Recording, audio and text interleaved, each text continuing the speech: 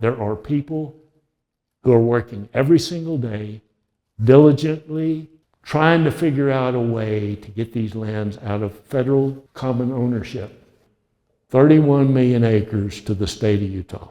And it would become state-owned land, and the state could keep it or sell it.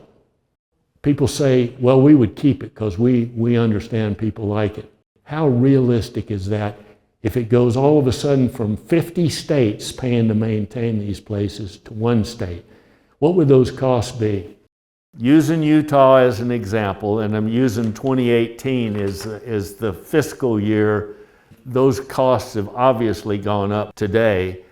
In 2018, the Bureau of Land Management in Utah spent for their operation and maintenance budget about $125.5 million. For the Forest Service, it was right at $70 million. For the National Park Service at Glen Canyon, right at $12 million. Now the real ringer that's going to get nothing but worse, presumably as we go forward because of climate change, is fire. The fire season in 2018 on BLM cost right at $48 million. Forest Service fire cost in Utah was right at $36.5 million.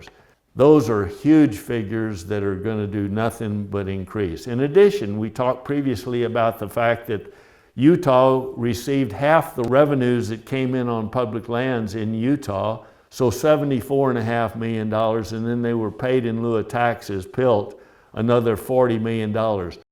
So if the state of Utah took this, they would have to come up with $406 million before they even started to make any money on these lands.